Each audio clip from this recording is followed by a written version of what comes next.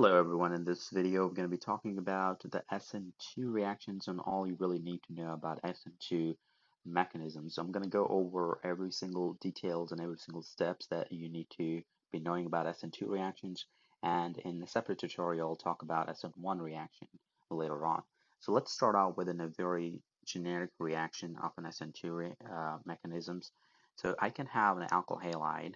So suppose I got this primary substrate here. So I'm going to go ahead and write down X there, and I'll tell you what X is in a minute. And then I'm going to have a nucleophile, and the nucleophile is going to attack the electrophilic site on that substrate.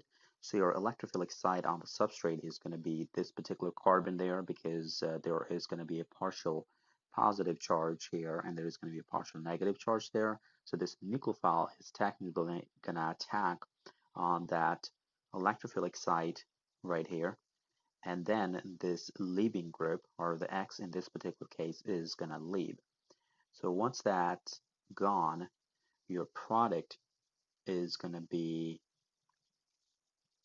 looking like this. So you're going to have the nucleophile attached to the main chain now, and then you're going to have your X, which is going to be the leaving group that's going to be lost.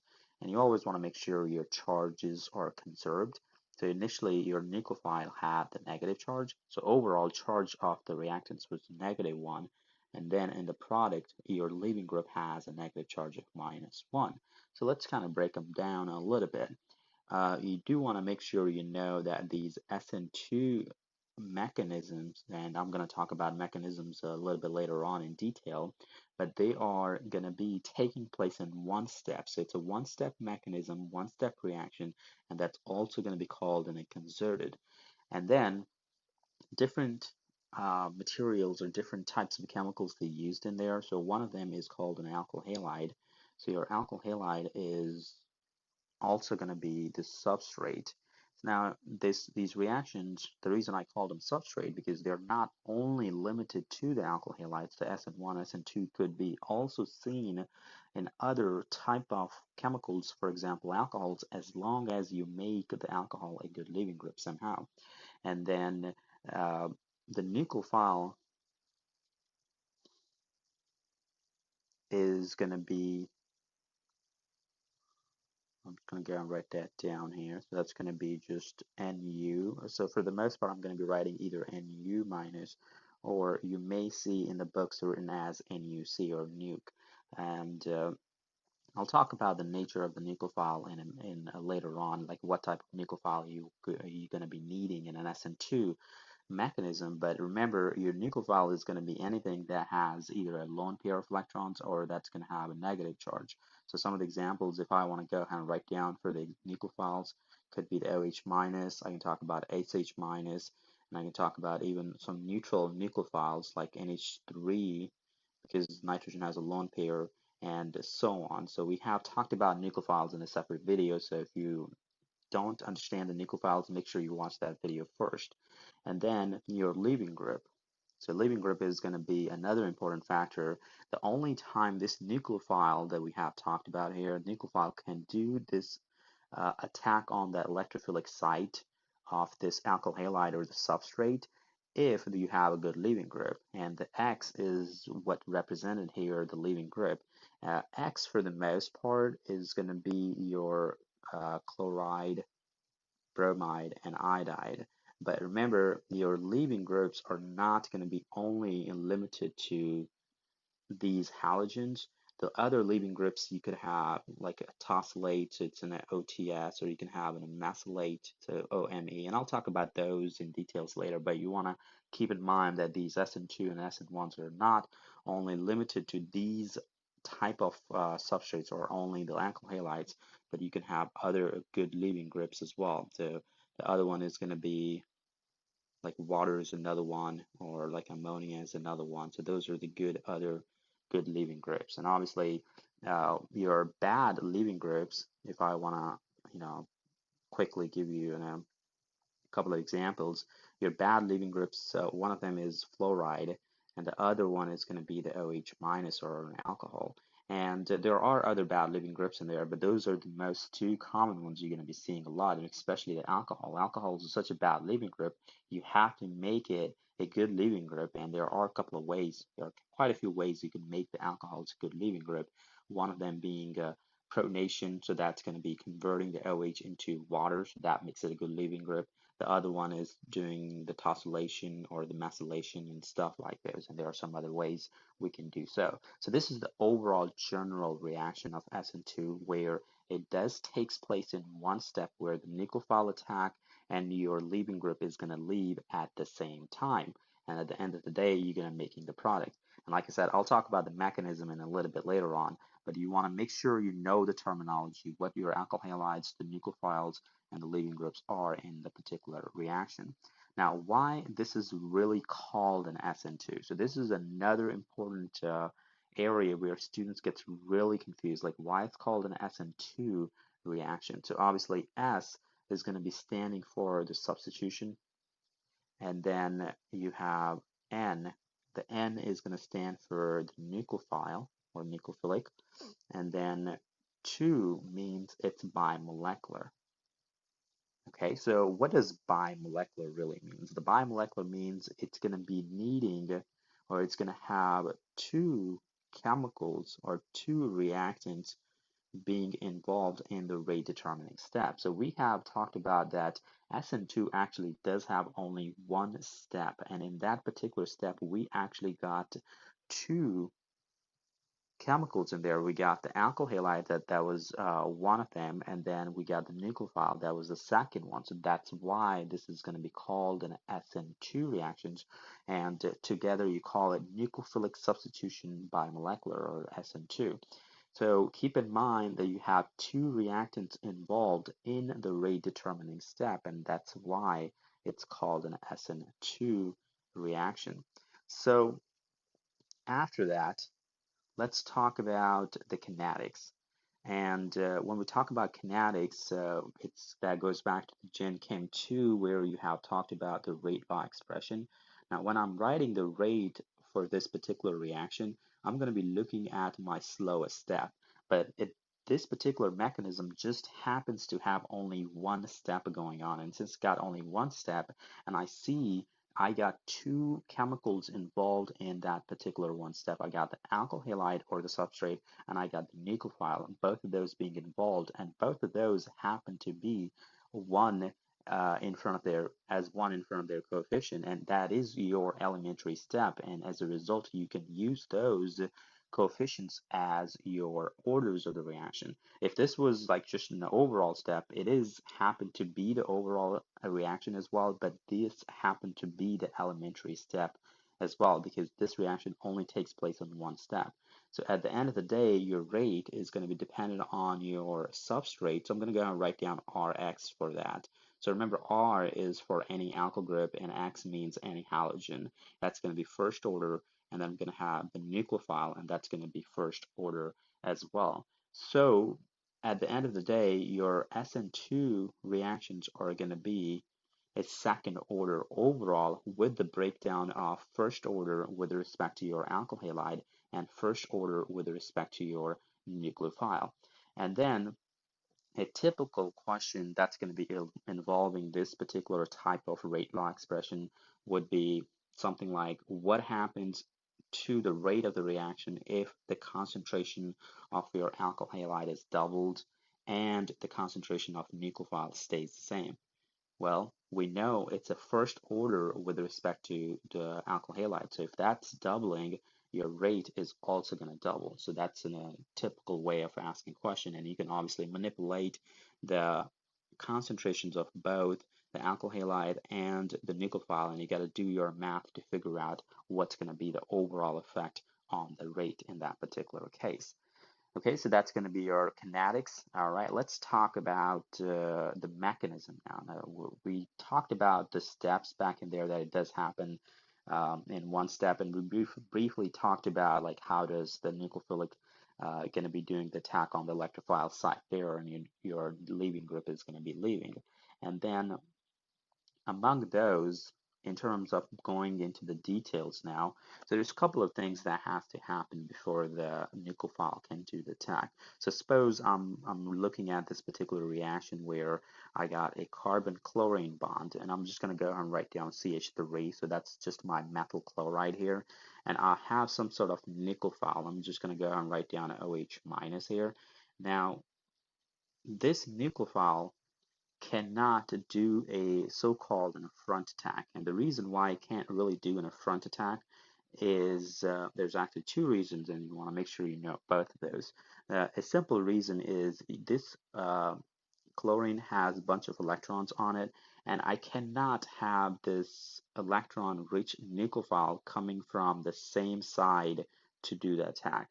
That's just not going to happen. So I'm going to go ahead and write down a big cross there that this is not going to happen because the electrons on this leaving group on this chlorine, they're going to be repelling any incoming nucleophile. So that's would not happen, but instead what happens is it will be doing a backside attack.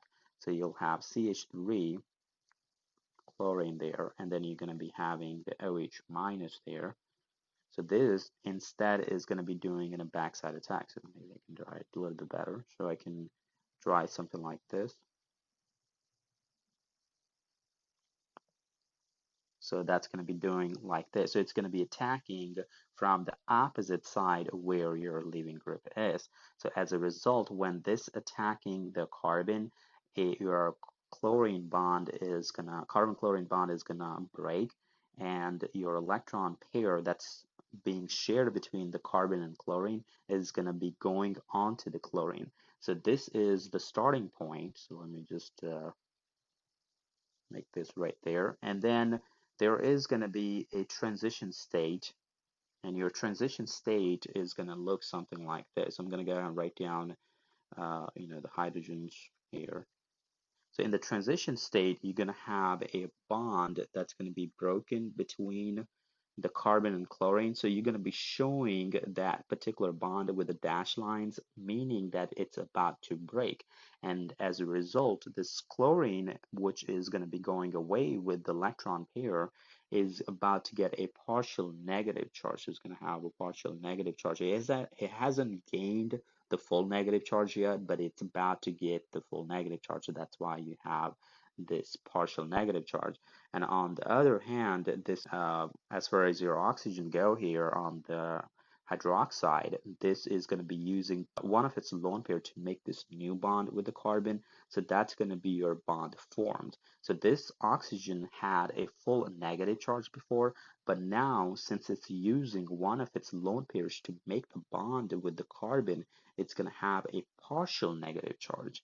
So that's how your transition state gonna look like. So it's important to understand how the transition state gonna look like for SN2 mechanism. And you can clearly see that the OH is behind, is attacking the carbon from the side that's gonna be opposite to the chlorine.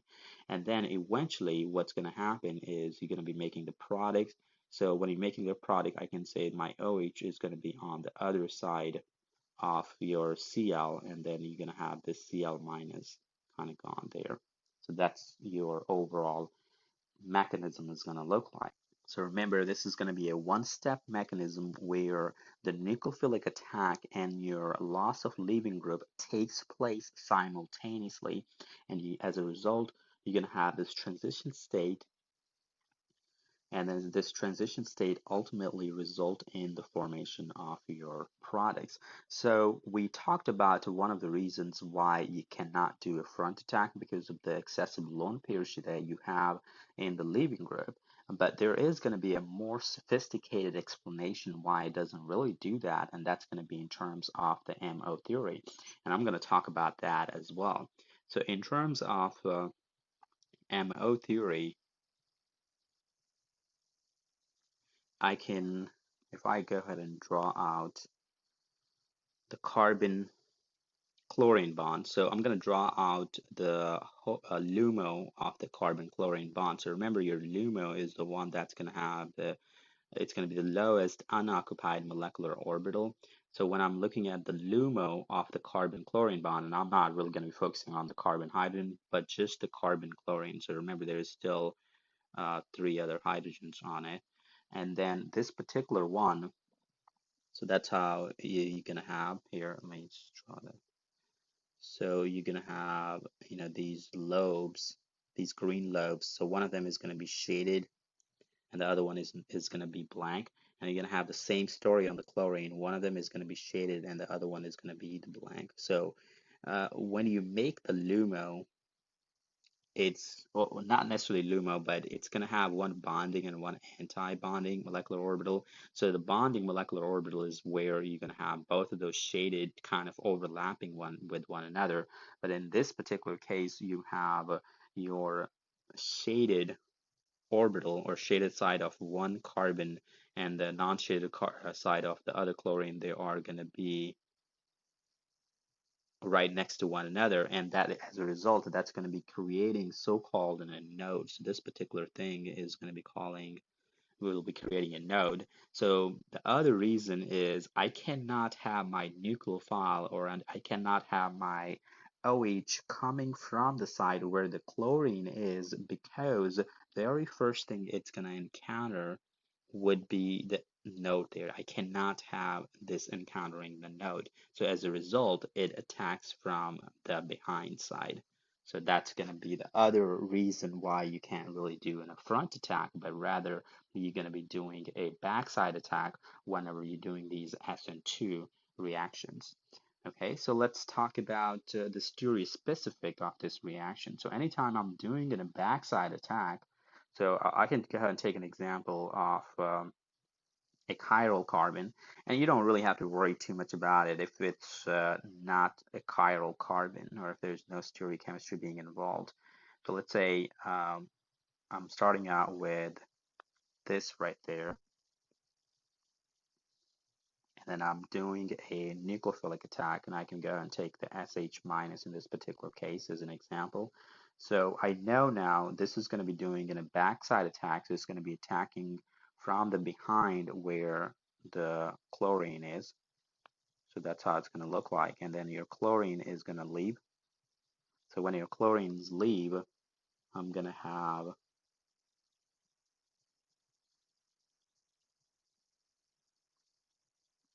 this right there, and I'm gonna have the chloride as your final product there. And obviously your organic product is gonna be the most important one, but it's always a good idea to write down everything so that you can balance out the charges. But now what really happens here when we're going from the reactant to the products?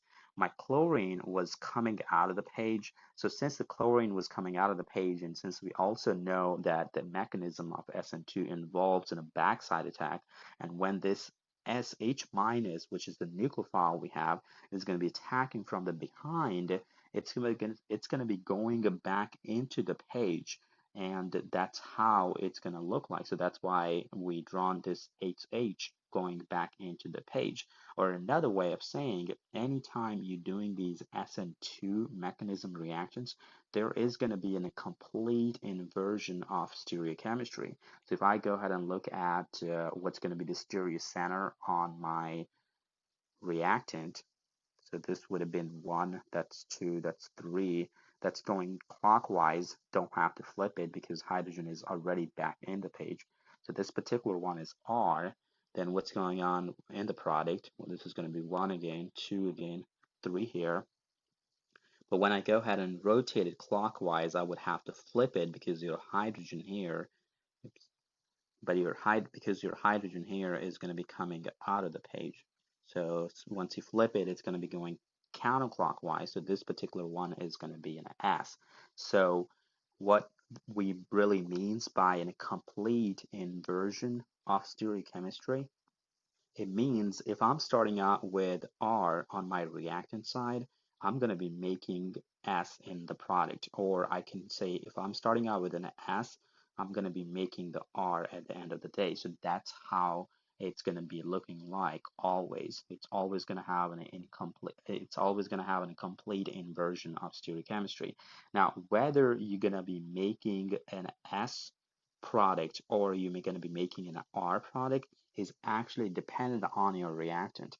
So that's why this particular SN2 reactions are going to be called in stereospecific, and that's what the stereospecific really means. Like if you are you going to be getting an R product or an S product, that's actually dependent on what you're starting out with on the reactant side. So far we talked about the mechanism, we also talked about the kinetics, we talked about why it's called an SN2, and we talked about just a genetic reaction.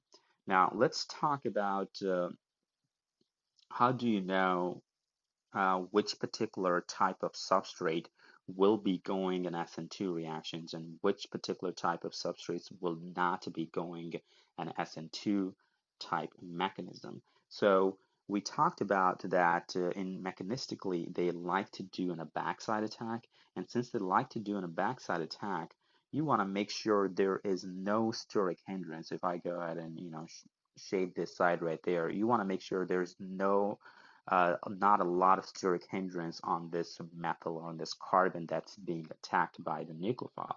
So if I go ahead and take a couple of examples here, and let me go ahead and do maybe make chlorine here, chlorine here,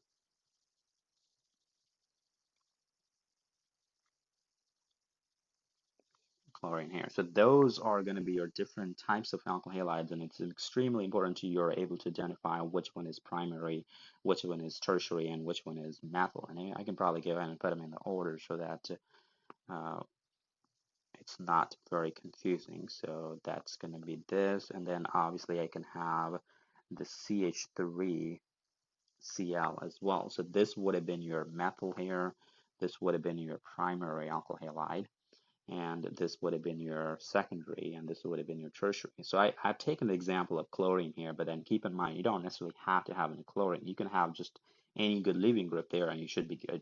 And for the most part in SN2 and SN1 and this section, you're mostly going to be talking about the halogens. And obviously the halogens could be the bromine, the iodine, and the chlorine. And you don't really use fluorine because fluorine is a bad leaving group.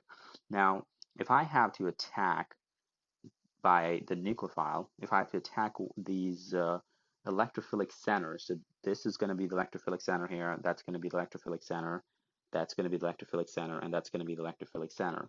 And I'm about to attack those with the nucleophile. So let's say, I'll just go ahead and write down nuke there. So this nuke is going to be attacking right here. So then you have to look for in which particular case is going to be the easiest. Well, I can clearly see that there is really not any steric hindrance in case of methyl, but then when you go on to the primary, you're going to have an extra methyl group there. So I can go ahead and circle that out. So there is an extra methyl group there that's going to be creating a little bit of steric hindrance, and that's going to be making this nucleophile to do the attack a little bit harder. That steric hindrance is going to be keep on increasing when you go into the secondary, because in the secondary you got two R groups now, or two alkyl groups, and in tertiary, you got three, so there is going to be a lot of steric hindrance in the tertiary carbon, in the tertiary alkyl halide. So as a result, it's going to be when I'm looking at, okay, in which particular case it's going to be easiest to do in a backside attack. Well, I can say it's going to be the easiest to do in case of methyl, and it's going to be the most difficult in case of tertiary alkyl halide. So as a result, your methyl is going to be, or your methyl halides are going to be the fastest when we are talking about the SN2 mechanism. They are going to be the most likely to go with the SN2 mechanism, followed by your primary alkyl halide, which is this one, followed by your secondary alkyl halide, and then your tertiary alkyl halides are going to be very minimum, or generally they don't really do SN2 mechanism. So that's another thing you want to keep in mind, that you're not going to have a tertiary alkyl halide doing an SN2 mechanism, and it doesn't necessarily have to be limited only to the tertiary alkyl halide, but just any tertiary substrate that has a good leaving group, it's not going to be doing an SN2 reaction, and the reason is too much steric hindrance. And usually this is going to be the most prominent deciding factor whether you're going to have a reaction undergoing SN1 mechanism or SN2 mechanism. So keep in mind your methyl halides, primaries, and secondaries are going to be the one that's going to be going SN2 mechanism. Tertiaries don't do the SN2 mechanism, and I will talk about SN1 in a separate video. Now, suppose there are going to be times when you can't really decide based on the nature of the substrate if it's going to be doing an SN2 or SN1 mechanism. You can also look at other factors. So the other factors usually comes along would be the nature of your nucleophile.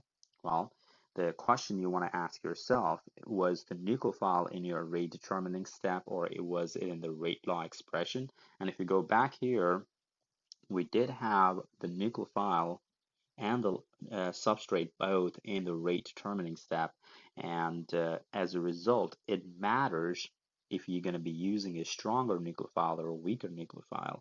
So the answer is yes, you do have that in there, and since you have the nucleophile in the rate determining step, you want to make sure you have a stronger nucleophile so that you can make this reaction go faster. So these SN2 would be preferred to doing in a stronger nucleophile, and some of the examples of stronger nucleophile, and obviously not limited to only these, would be something like OH minus, SH minus, CN minus, and you talk about CH triple bond C minus, so that's acetylide. I can talk about OCH3 minus. I can talk about even Cl minus, I minus. There are also nucleophiles, and I'm going to have a separate video where I'm going to be talking about when are some, like there are going to be strong bases that are going to be also acting as strong nucleophiles, and vice versa. But not every strong base act as in a strong nucleophile. So that's a discussion for a different day. But how do you know if something is going to be a stronger nucleophile? Typically, a negative charge on the atom makes it a stronger nucleophile. So all these guys have a negative charge on it, so they're going to be stronger nucleophile. And then you're going to have some like decent nucleophiles, like, I can talk about NH3, I can talk about H2S. They don't really have a negative charge on it, but they're still better than weaker nucleophiles. They're not going to be the strongest like you see them here, but they're still going to be better nucleophile than, I'm going to be taking some of the examples of weak nucleophiles. The weak nucleophile is going to be something like H2O, or alcohol, CH3OH, or I can talk about CH3, CH2OH. Anytime you have an O oxygen with neutral, those are not going to be very strong nucleophile. They are going to be considered weak nucleophiles. And in this particular SN2 mechanism, since we talked about, okay, we want to make sure we have a stronger nucleophile, you're going to be looking at a nucleophile on the left side, and occasionally also looking at the nucleophiles that are neutral, but they are still considered to be relatively stronger, such as ammonia, amine, H2S, and stuff like those. I have this example here. So it says I got this two reactions, and they're kind of making the same type of product at the end of the day. But the very first thing you always want to look for is what type of substrate you have. So I got a primary alkyl halide here, and I got a primary alkyl halide on the bottom as well. So when I'm looking at my nucleophiles now, so since both of those are primary alkyl halides, I would have to focus on the nucleophile and if they can tell us which particular one is going to be going relatively faster. So when I'm looking at my nucleophiles, obviously I got one of them with the oxygen having a negative charge, like this one right there. So that one is going to be a strong nucleophile. Okay, and then the second one, we have water with just a neutral. We just have a lone pair on the oxygen that's going to be acting as your nucleophile, but that one is going to be a weak nucleophile. So as a result, we said SN2 wants to have a strong nucleophile. This first reaction is going to be much, much faster than this second reaction is going to be much slow to do, and it's almost going to be not practical to run, because it's such a weak nucleophile, it's going to take forever. I mean, if you let this reaction go, the second reaction go for like 10 days, it may work, but that's not really practical. So you want to have a stronger nucleophile for these SN2 reactions to take place at a better rate or at a faster rate. Once you know your type of substrate that we talked about, alkyl halides, odor, we talked about the nucleophiles, and then the other factor you can always see is going to be what type of solvent you're going to be using for the SN2 reactions. Now, the very first thing you want to know that the SN2 mechanism, they prefer to have polar solvents. They don't really go with nonpolar solvents. But even among the polar solvents, they like to have aprotic solvents. So they prefer to have polar aprotic solvents, and they don't go that fast with polar protic solvents. So that doesn't necessarily mean they would never happen with polar protic solvents, but just in terms of a preference, they would prefer to have a polar aprotic solvents versus polar protic solvents. Okay, so let me give you some examples, or before I go into the examples, let me talk about what those actually are. So polar aprotics, as the name specify, obviously they're going to be polar, but aprotics means they are not going to have a hydrogen bond donor in there. So no H bond donor. So how do you know when you not have an H bond donor? Well, that just technically means the hydrogen is not going to be bonded to be either fluorine, oxygen, or nitrogen, because that's the criteria for the chemical to make the hydrogen bond. There's not going to be any H bond donor, and I can talk about some of the examples, like acetone is going to be one of them. So I'm not going to draw the structure for all of them, but I'll draw for a few of those. So this acetone, like you do have an oxygen there, so that makes it a polar, but there is no hydrogen directly attached to the oxygen in this case. I can talk about ether. I can talk about acetonitrile, which is going to be CH3CN. The other common ones you're going to be seeing is DMSO. The other one is DMF. So those are going to be the most common ones that you're going to be seeing in there. You don't necessarily have to know the structures of DMSO and DMF, but just know that these guys are going to be your polar aprotic solvents. And I'll talk about the DMSO in a little bit again. So then when it comes down to polar protic solvents, that means there is going to be a hydrogen bond donor in there, or another way of saying they will have the capacity to make the hydrogen bond among the molecules or between the same molecules. I can talk about water as one of the examples, methanol is another one. I can talk about CH3, CH2OH, that's ethanol. Ammonia is another one. And then I can talk about CH3COOH, that's acetic acid. So those are all going to be your polar protic solvents because they all have at least an oxygen hydrogen bond or a nitrogen hydrogen bonds, and those are going to be capable of making a hydrogen bond in there. So it's extremely important to know the difference between those two and know that SN2 is going to be preferred with the polar aprotic solvents, and later on we're going to be talking about SN1, and they're going to be preferred with polar protic solvents. So I'll have that reason in a little bit here.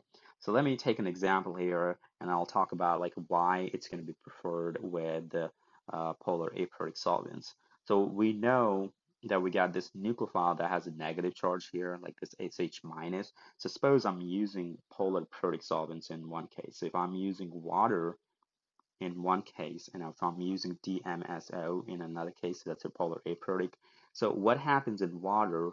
I know it's going to be water is polar, where you're going to have a partial negative on the oxygen and partial positive on those hydrogens. And I can have like a couple of water molecules around here. So let's go ahead and draw another one here with the same scenario here. And then I can have my SH molecule in between. And this SH, what it's going to be doing, it's going to start making these ion dipole interactions. All right, so these ion dipole interactions with the sulfur, obviously, not with the hydrogen. So I can probably just draw the hydrogen on the side there. So it's going to be making these so-called an ion dipole interactions, and since it's making these ion dipole interactions, it's going to be keeping this SH minus so busy in the water, and it's going to be giving this SH minus, which is our nucleophile, less time to attack the alkyl halide, or it's going to be giving it less time to attack the electrophilic site. So that's why, since it's keeping them busy, it's going to make the reaction rate slower. But when I'm talking about DMSO, the DMSO is going to be called in the full form for is a dimethyl sulfur oxide, and the structure is going to look like this. So I'm going to go ahead and draw that out. So we got two methyl groups, and you do have the polarity there, and that's what makes it a polar. You got a partial negative charge here and a partial positive charge on the sulfur, and even though there is a lone pair on the sulfur there. But what happens in this case, this is like sterically hindered, and since it's sterically hindered, it's going to be having a hard time to make any interactions with the SH minus that you have in there, because when I'm looking at this center right there, when I'm looking at this center right there, obviously due to the steric hindrance reason, it's going to be having a hard time making those ion dipole interactions. So that makes this particular SH more available to attack. So since it's more available to attack the electrophilic side, it's going to go at a faster rate. So that's why you're going to be preferring these polar aprotic solvents in case of SN2 reactions, because they are not going to be too busy making interactions with the solvents, and in that case they can be easily doing their jobs by attacking the electrophilic sites of your alkyl halides or your substrates. So that's why so that's a reason you want to prefer your polar aprotic solvents in case of SN2. And then by this time, you should be able to determine whether a given reaction would be going SN2 mechanism, because we talked about the type of alkyl halides. All right, so we talked about methyl, primary, secondary, and then we talked about the nucleophile. We said, okay, we want to have strong nucleophile. And then we talked about the solvents. We said, okay, well, we want to have a polar aprotic solvents. And also keep in mind that does not necessarily mean it will never happen with polar aprotic solvents, but just in terms of preference, you want to have a polar aprotic solvents for the SN2 mechanism. And that's usually going to be the case. You're going to be giving in a polar aprotic solvents to kind of make the differences among SN1 and SN2. Finally, I'll talk about the energy profile diagram, and sometimes it's important to understand what's really going on.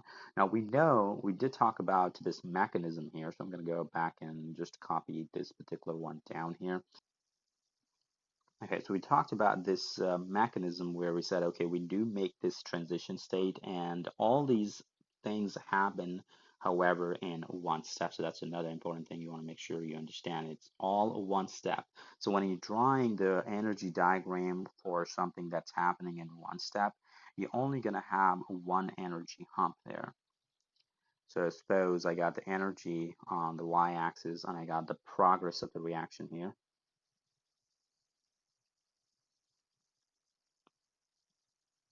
So I'm starting out with the reactants here. So I'm going to go ahead and write down my reactants here.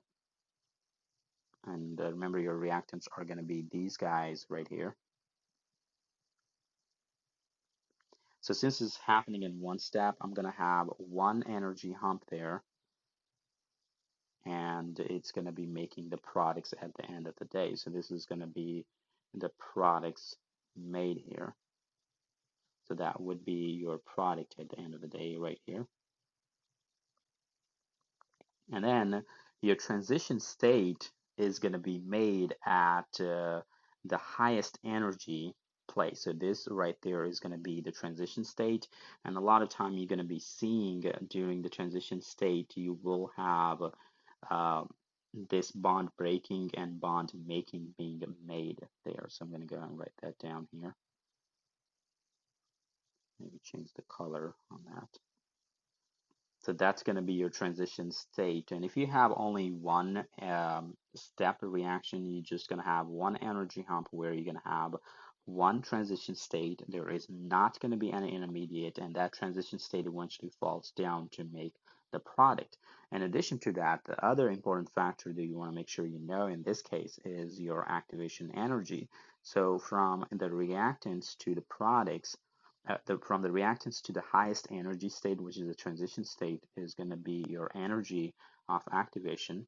And then if I want to figure out what's going to be the energy of the reaction, well, I got to just figure out the difference in the energies of, so this is going to be the delta H, or the energy of the reaction, depending on whether you're doing it in terms of delta H or delta G. So that's, I can write down delta H of the reaction would be the delta H of your products minus the delta H of your reactants. And obviously this is something you guys learn in Gen Chem, but we don't technically use a lot of the calculations here, but we will still be using these energy profile diagrams to understand these SN2 and SN1 reactions, and eventually the elimination reactions as well. Okay, so this is all you really have to know as in a big picture for the SN2 reactions. And in a separate session, I will talk about the SN1 type mechanisms, and I'll go into the detailed breakdown of those as well.